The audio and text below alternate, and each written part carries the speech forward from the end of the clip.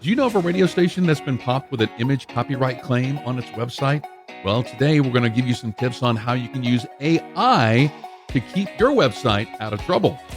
You're listening to Better Radio Websites, the definitive podcast for radio professionals who want their websites to generate more traffic and substantial revenue.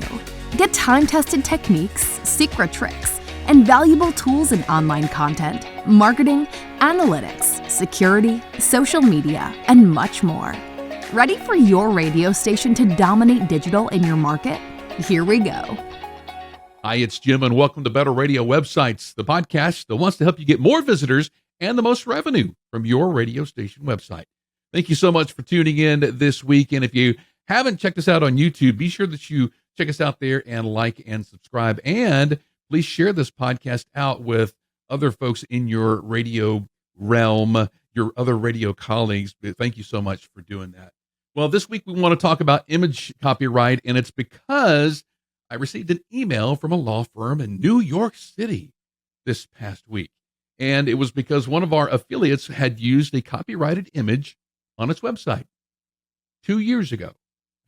And so they were reaching out to us to take it off or whatever, but it was on a previous website host that they had used that copyrighted image. So we didn't really get much far into the conversation, but we did find out that they had downloaded the image from an RSS feed that they were in legal right to use. So perhaps the photographer didn't know that the service was an RSS feed that was going out to multiple different websites. And so don't really know what actually came of that, but it got me to thinking about image copyright and about the local stories that we put on our websites and how AI can help us with those images.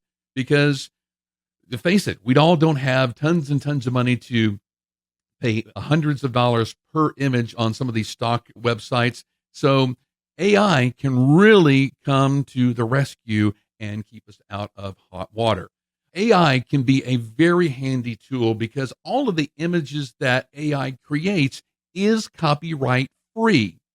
And so that means you can use it anywhere. You can use it on your website. You can use it on a billboard. You can use it inside of an ad, inside of a magazine or a concert flyer or just anything.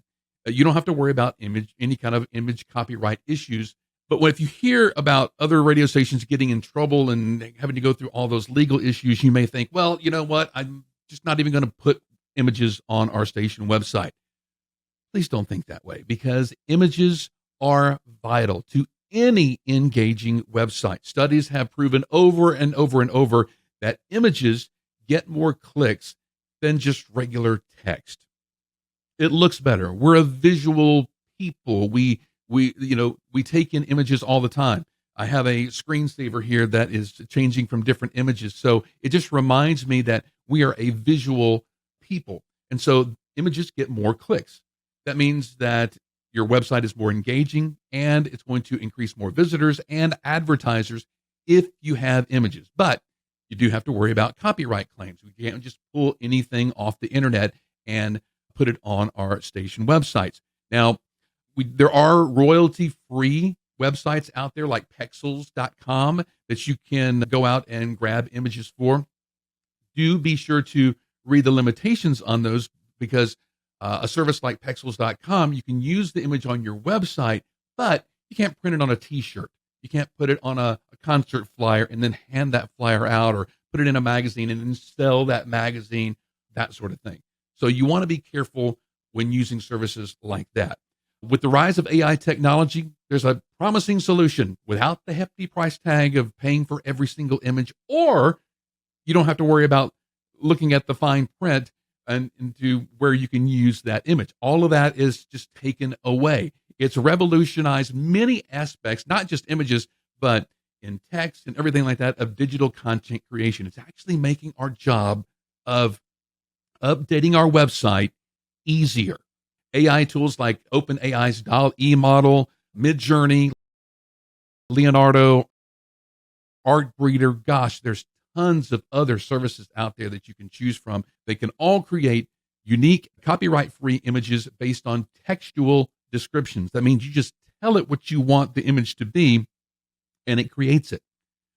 I personally like OpenAli's DAL-E model, because you can sit there and have a conversation with it, and you can say, no, I don't like this, I like this. And no, this was wrong, let's switch it out for that. And what it will do is it will go back and try to, it's not right every single time, but each one of the services have their good qualities and their bad qualities. So you want to go out there and test them out to make sure each one is right for you. Some of them have paid tiers where you can only get certain kinds of images, and so many images if you're in this paid tier, but almost all of them have a free tier that you can jump in and test them out.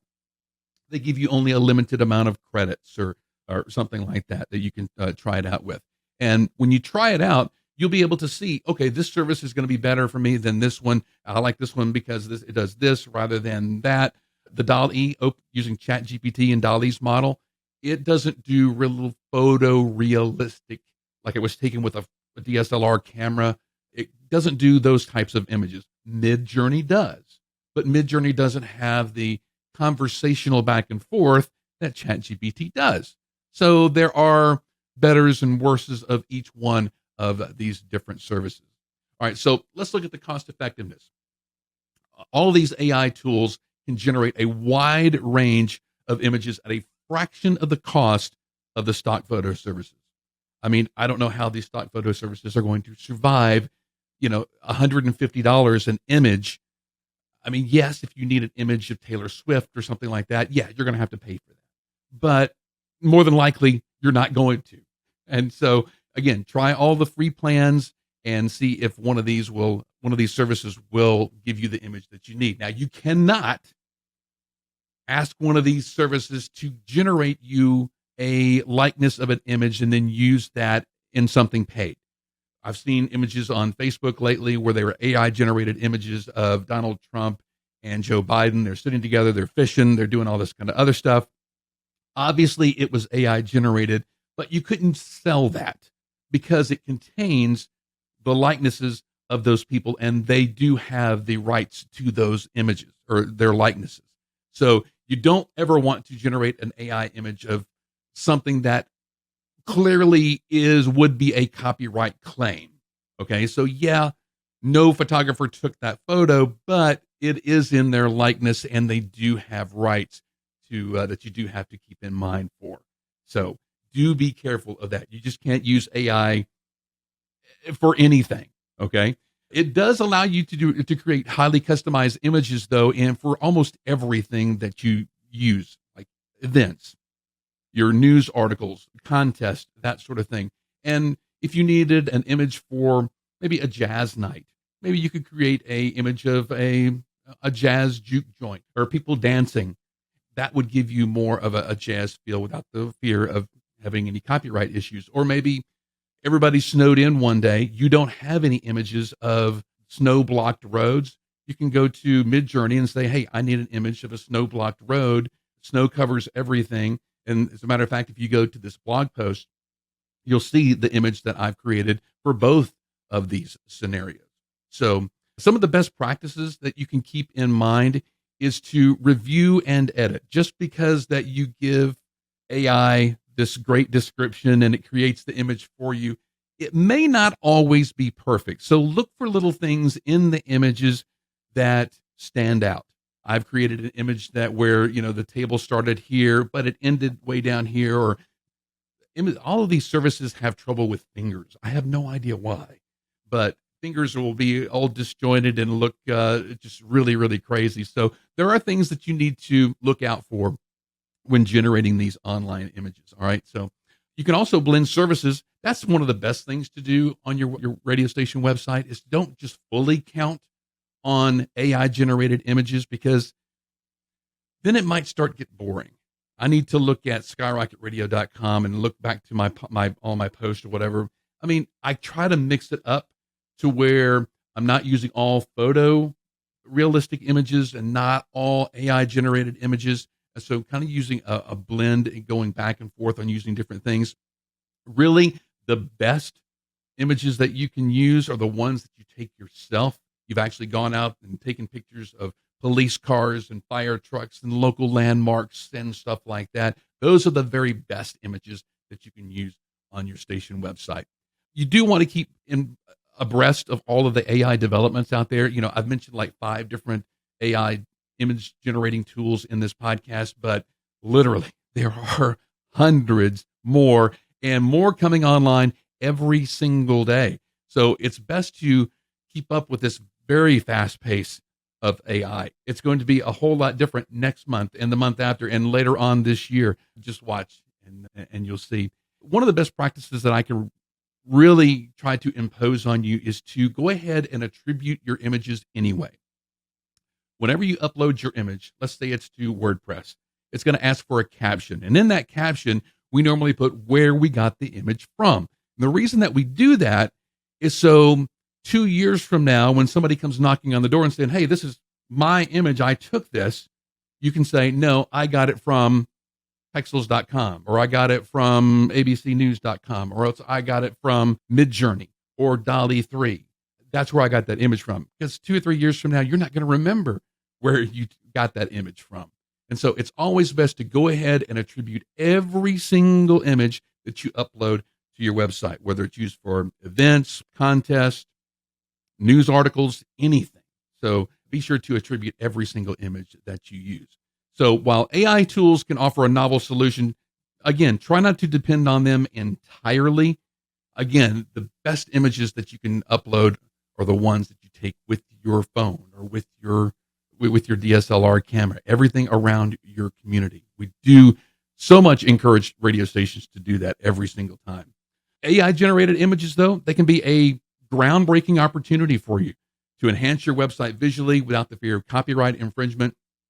And as I said, this new world of AI, it is going so quickly. But before we take off, I do want to remember, if you are importing content anywhere, please be sure that you have the image copyrights in place. This story that I mentioned at the very start of the podcast about the station who had downloaded an image via an RSS feed, that was 2 years ago. So they're using these services like the Wayback Machine, archive.org, and other services who have gone a long time ago and taken pictures of our websites. And then so they can actually pull up the post that image was on. And so be sure that everything that you upload to your website is not copyrighted, or who has the copyright to it. Again, whenever you put those captions in there that tell you where you got the image from, that's going to save you a whole lot of time in the future. So check out AI images, check out those services. It's a deep rabbit hole. I'll go ahead and warn you right now. You can spend a lot of time on these AI generated image services. And it's very, very fun. I think this is a fun time to create content for your radio station website. Hey, if you need help with your radio station website, reach out to us. We're here available to you at skyrocketradio.com. Have an awesome week online making your radio station website better. We'll see you next time. Thanks for listening to Better Radio Websites. Remember to subscribe, leave a rating or comment, and share this episode with your team and radio colleagues. For show notes, archived episodes, and more free resources, visit betterradiowebsites.com. Need help starting or making your radio website better? Visit skyrocketradio.com.